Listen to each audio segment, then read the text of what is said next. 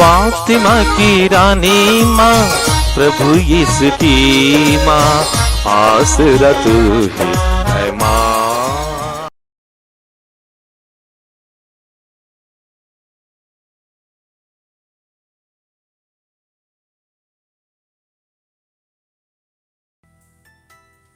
पहला पाठ प्रकाशना ग्रंथ अध्याय 20 पद संख्याएं 1 से 4, 11 से 15, अध्याय 21 का पद संख्या 1 से 2 तक।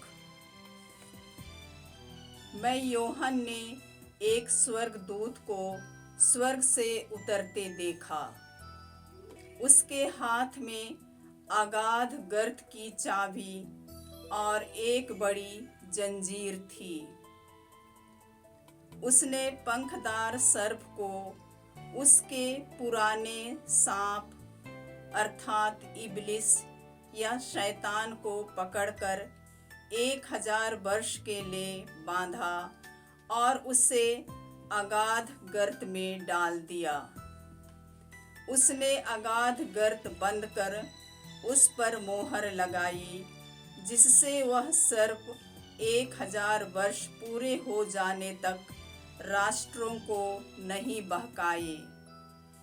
इसके बाद थोड़े समय तक उसे छोड़ दिया जाना आवश्यक है। मैंने सिंहासन देखे, जो उन पर बैठने आए उन्हें न्याय करने का अधिकार दिया गया है। मैंने उन लोगों की आत्माओं को भी देखा, जिनके सिर यीशु के साक्ष्य और ईश्वर के वचन के कारण काटे गए थे, जिन्होंने पशु और उसकी प्रतिमा की आराधना नहीं की थी और जिन्होंने अपने माथे और हाथ पर पशु का चिन्ह नहीं अंकित होने दिया था। वे पुनर्जीवित होकर मसीह के साथ 1000 वर्ष तक राज्य करते थे। मैंने एक विशाल श्वेत सिंहासन और उस पर विराजमान व्यक्ति को देखा। पृथ्वी और आकाश उसके सामने लुप्त हो गए और उनका कहीं भी पता नहीं चला। मैंने छोटे बड़े सब मृतकों को सिंहासन के सामने खड़ा हुआ देखा। पुस्तकें खोली गईं। तब जीवन ग्रंथ नामक पुस्तक खोली गई। पुस्तकों में लिखी हुई बातों के आधार पर कर्मों के अनुसार मृतकों का न्याय किया गया। समुद्र ने अपने मृतकों को दिया, तब मृत्यु तथा अधोलोक ने अपने मृतकों को दिया, हर एक का उनके कर्मों के अनुसार न्याय किया गया। इसके बाद मृत्यु और अधोलोक दोनों को अग्निकुंड में डाल दिया गया। यह अग्निकुंड द्वितीय मृत्यु है। जिनका नाम जीवन ग्रंथ में लिखा हुआ नहीं मिला, वह अग्निकुंड में डाल दिया गया। तब मैंने एक नया आकाश और एक नई पृथ्वी देखी। पुराना आकाश तथा पुरानी पृथ्वी दोनों लुप्त हो गए थे और समुद्र भी नहीं रह गया था। मैंने पवित्र नगर नवीन यरूशलेम को ईश्वर के यहाँ से आकाश में उतरते देखा। वह अपने दूल्हे के लिए सजाई हुई दुल्हन की तरह अलंकृत था। प्रभु की वाणी। ईश्वर को धन्यवाद। भजन अनुवाक्य। देखो, यह है मनुष्यों के बीच ईश्वर का निवास। देखो, यह है मनुष्यों के बीच ईश्वर का निवास। प्रभु का प्रांगण देखने के लिए मेरी आत्मा तरसती रहती है। मैं उल्लसित होकर तन मन से जीवंत ईश्वर का स्तुति गान करता हूँ। अनुवाक्य, देखो यह है मनुष्यों के बीच ईश्वर का निवास। देखो यह है मनुष्यों के बीच ईश्वर का निवास। गौरैया को बसेरा मिल जाता है और अबाबिल को अपने बच्चों के लिए घोंसला। हे विश्वमंडल के प्रभु, मेरे राजा, मेरे ईश्वर, मुझे तेरी वेदियाँ प्रिय हैं। अनुवाक्य, देखो यह है मनुष्यों के बीच ईश्वर का निवास। देखो यह है मनुष्यों के बीच ईश्वर का निवास। तेरे मंदिर में रहने वाले धन्य हैं, वे निरंतर तेरा स्तुति गान करते हैं। धन्य है वे जो तुझसे बल पाकर तेरे पर्वत सिय्योन की तीर्थ यात्रा करते हैं। अनुवाक्य, देखो यह है मनुष्यों के बीच ईश्वर का निवास। देखो यह है मनुष्यों के बीच ईश्वर का निवास। जय घोष। हालेलुया। उठकर खड़े हो जाओ और सिर ऊपर उठाओ, क्योंकि तुम्हारी मुक्ति निकट है। हालेलुया।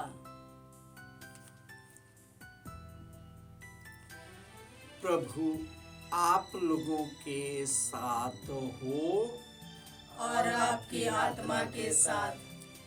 संत लूकस के अनुसार प्रभु यीशु ख्रिस्त का पवित्र सुसमाचार। हे प्रभु, तेरी महिमा हो।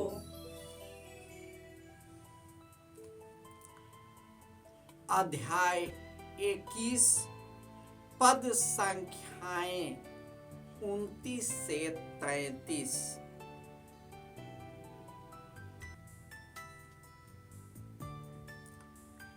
यीशु ने अपने शिष्यों को यह दृष्टांत सुनाया। अंजीर और दूसरे पेड़ों को देखो, जब उनमें अंकुर फूटने लगते हैं तब तुम सहज ही जान लेते हो कि गर्मी आ रही है।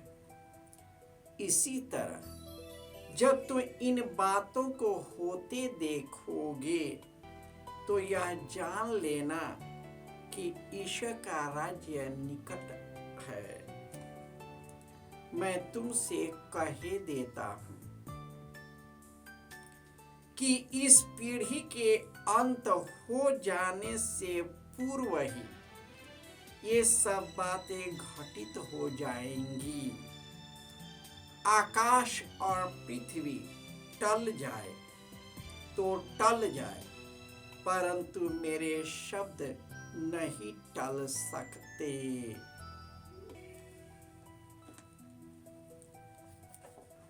यह प्रभु का सुसमाचार है। हे क्रिस्त, तेरी स्तुति हो।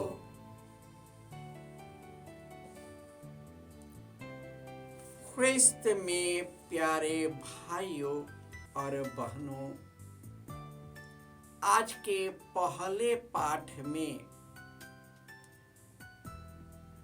हमारे अंतिम दिन के न्याय की बातें कही गई है कि मैंने स्वर्ग से यीशु के महिमा को देखा।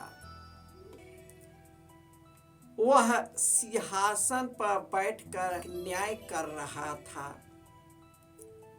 उन आत्माओं को भी देखा जो यीशु के साक्ष्य और ईश्वर के वचन के कारण वे काटे गए थे, और ईश्वर ने उन्हें महान पुरस्कार दिया।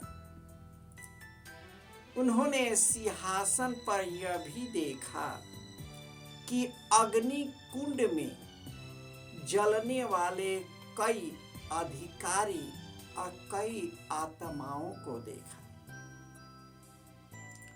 जब इस दुनिया में हम जन्म लेते हैं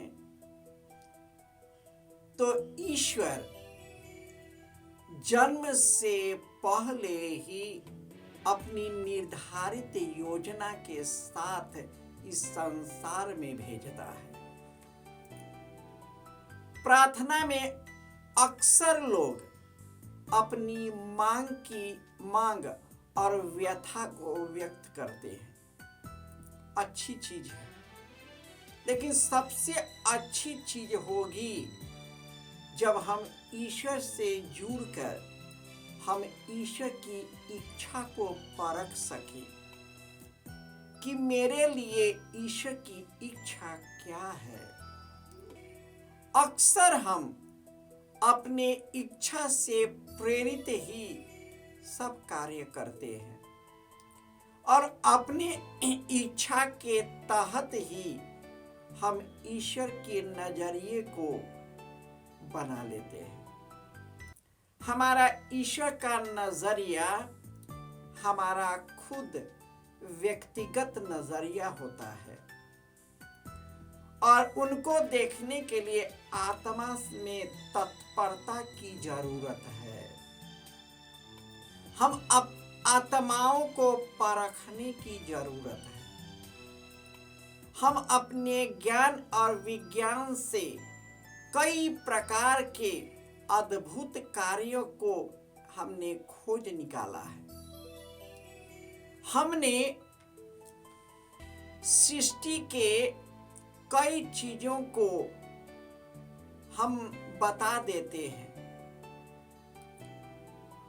जब अंकुर फूटने लगता है तो हम कहते हैं अब गर्मी आने वाली है। जब हवा चलती है तो हम बता देते हैं अब बारिश होने वाली है।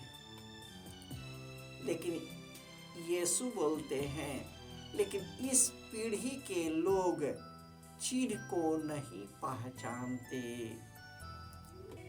यीशु जो चिन्ह बनकर इस दुनिया में आए थे उनको लोग पहचान नहीं पाए, क्योंकि सभी अपने इच्छाओं से प्रेरित जीवन जीते थे और अपने इच्छाओं की पूर्ति के लिए कुछ भी कुकर्म करने को तैयार थे।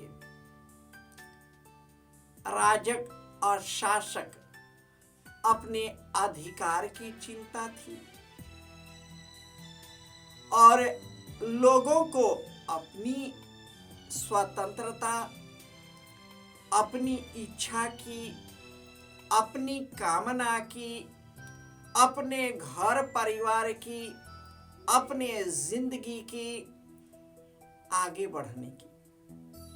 आगे बढ़ने का मतलब होता है आराम से जियो, खाओ, पियो, मौज मस्ती का जीवन बिताओ, एक दूसरे पर अधिकार करो, पैसे के बल पर अपनी शक्ति और अपना अधिकार जमाओ, खूब नाम और यश कमाओ और इस दुनिया को छोड़ दो।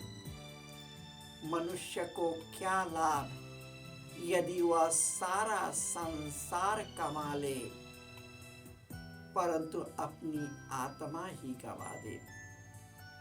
संत यूहन्ना के पत्र में कहता है, जो इस संसार को प्यार करता है उसमें पिता का प्रेम नहीं, क्योंकि इस संसार में वासना है, आंखों का लोभ है, तृप्ति है और इन्हीं सब तृप्तियों को प्राप्त करना ही लोग अपनी सिद्धि मान बैठते हैं और इस प्रकार हम अंधकार में चलते हैं, मोह माया में फंस जाते हैं, हम अनैतिक कार्यों में फंस जाते हैं, अधर्म पर चलने लगते हैं, गलत धारणाओं के शिकार होते हैं, गलत अफवाहों के शिकार हो जाते हैं। हम वही कर बैठते हैं जो हमारे लिए घातक होता है। अतः हमें चाहिए कि हम अपने जीवन की तैयारी कर सके, हम अपने अंतिम यात्रा की तैयारियां करें। हम लोग सब चीज की तैयारियां करते हैं, लेकिन हम अनंत जीवन की तैयारियां विरले ही कर देते हैं। यही कारण है कि अचानक जब भूचाल आता है, जब ऐसी विपत्तियां आती है, बीमारियां आती है, हम मरण संकट में अचानक फंस जाते हैं, हम टूट जाते हैं। क्योंकि हमारी जिंदगी केवल इसी संसार, इसी जीवन, हम अपने बाल बच्चों से ही समाप्त हो जाता है। हमारी जिंदगी इससे भी बढ़कर है। शिष्यों ने, यीशु के शिष्यों ने, संतों ने अपने जीवन को इसलिए समर्पित किया कि वे संसार के विपरीत जी रहे थे। संसार उस पर हावी हो गया, कितनों को मार दिया, कितनों को सताया, लेकिन वे यीशु के पुनरुत्थान में जीवित हो गए हैं। वे संतों, यीशु के साथ, मां मरियम के साथ, स्वर्गदूतों की टोली में वे आनंद मनाते हैं। हम उसी अनंत आनंद और खुशी के लिए इस जीवन को तैयार करते हैं। अतः आइए, हम यदि ईश्वर से दूर हो गए हैं, इस संसार से संलिप्त हो गए हैं, तो आइए हम ईश्वर की इच्छा को परखते हुए हम वही करें जो यीशु ने हमारे लिए निर्धारित कर दिया है। जय यीशु।